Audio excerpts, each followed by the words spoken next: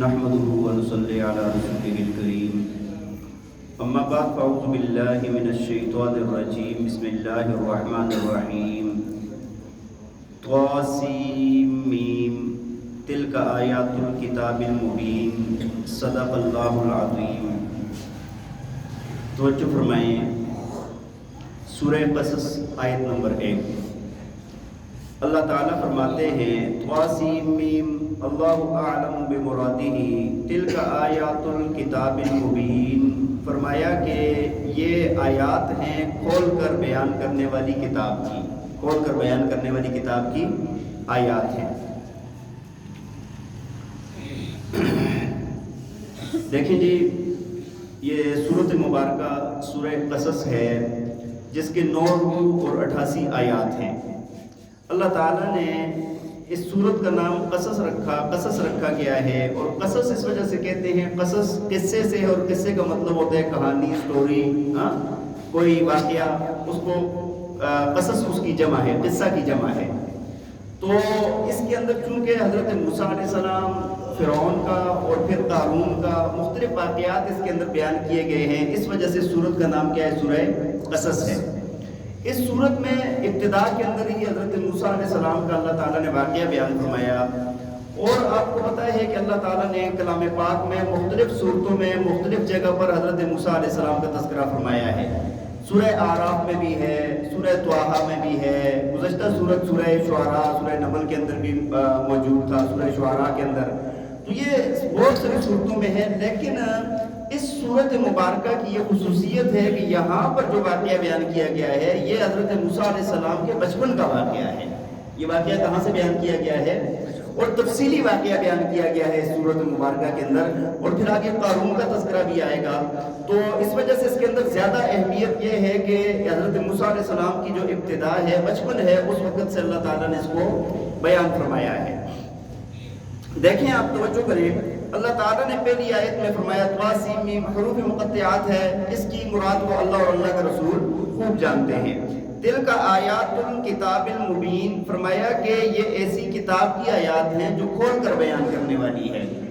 پہلی بات تو یہ ہے کہ قرآن کے اندر ایک بات بالکل واضح ہوگی، اگر ایک جگہ پر اجمال ہے تو دوسری آیت اس کی وضاحت بیان کر دے گی، اور اگر کسی دوسری آیت میں اس کی وضاحت نہیں ہے تو نبی پاک صلی اللہ علیہ وسلم کی احادیث مبارکہ کے اندر اس کا بیان ہوتا ہے، اور جہاں پر ہمیں وہاں بھی نہ ملے تو پھر اجماع صحابہ کے اندر اس کا بیان ہوتا ہے کہ صحابہ کا اجماع ہو جاتا ہے ایک مسئلے پر، صحابہ نے بیان کیا ہوتا ہے، پھر اس کے بعد تابعین، تبع تابعین، ائمہ مجتہدین نے اس کی مراد کو بیان کیا ہوتا ہے۔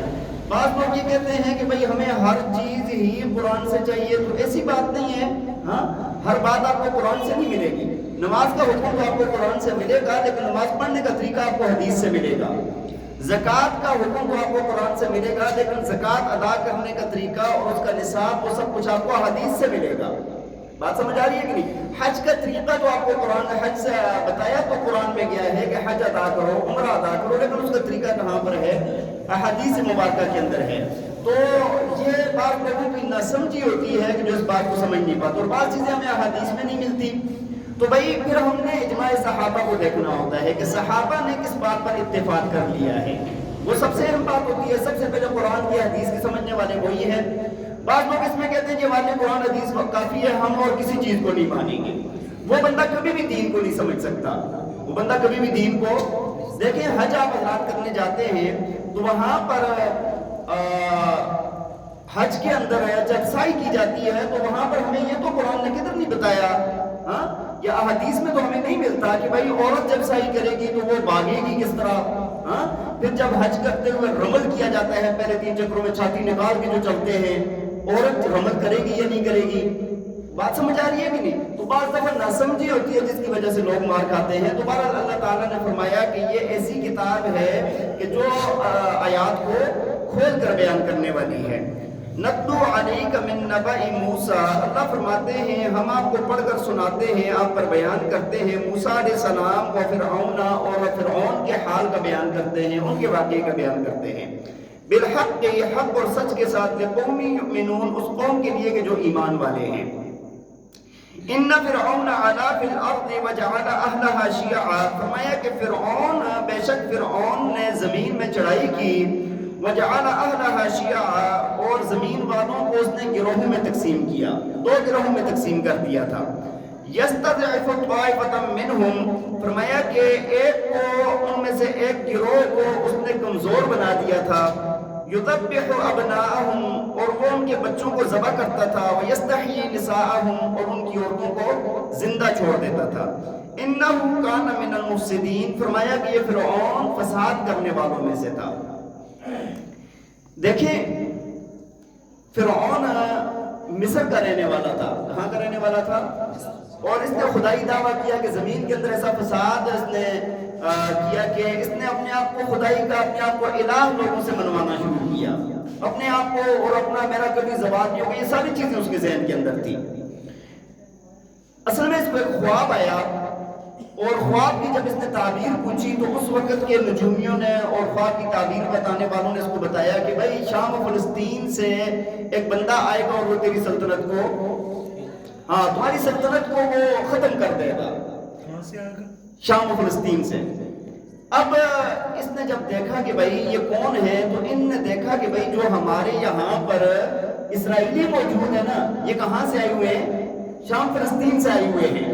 حضرت یوسف علیہ السلام جب آئے اس وقت تو قلیل تعداد میں آپ کا خاندان آیا تھا، لیکن اس وقت تک یہ لاکھوں کی تعداد میں ہو چکے تھے، اور ان کو نا ویسے بھی اس نے بڑا کمزور رکھا ہوا تھا۔ لیکن اب اس کو جب پتا چلا کہ بھائی اسی خاندان کا بندہ ہوگا، تو اس نے کیا کیا کہ اب ان کے بچوں کو ذبح کرنا شروع کر دیا۔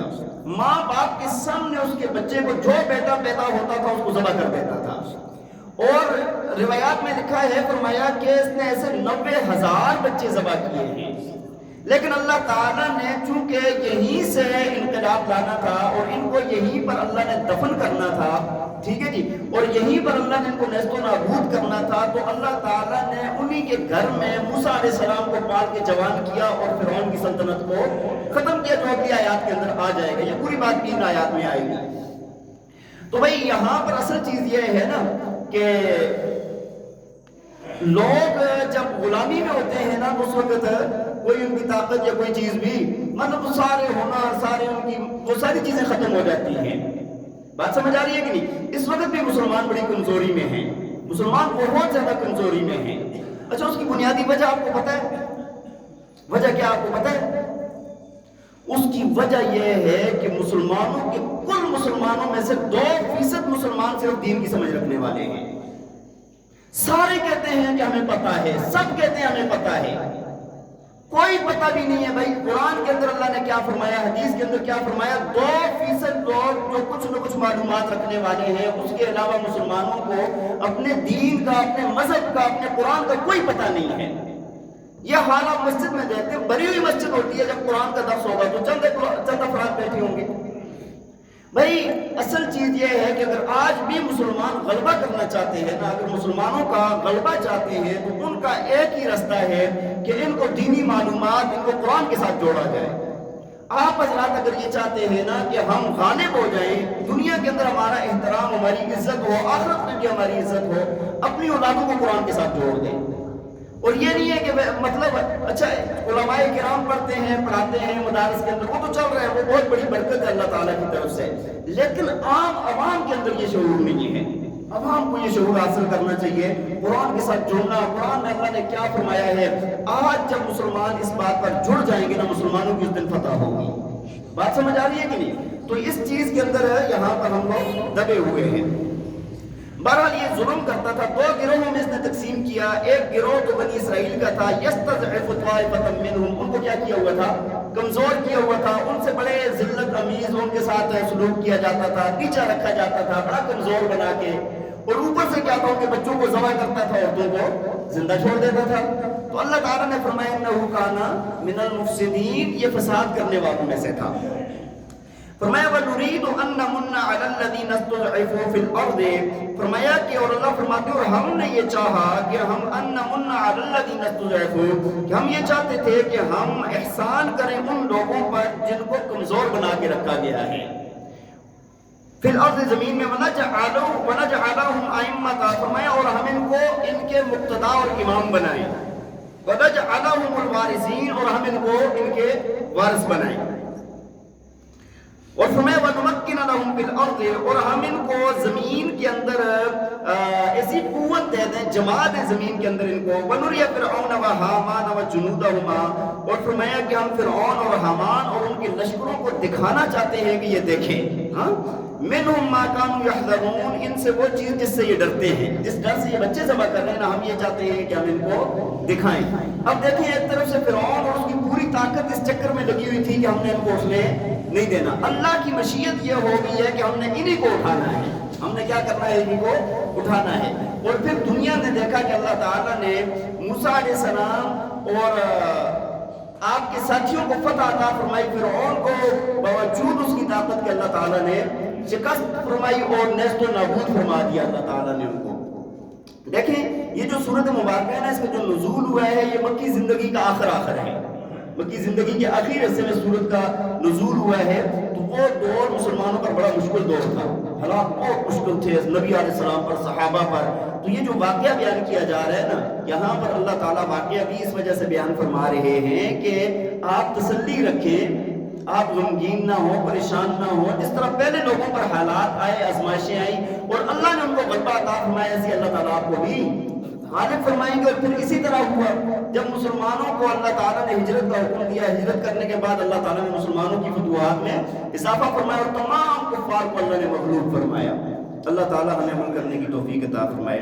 وآخر دعوانا ان الحمد للہ رب العالمین.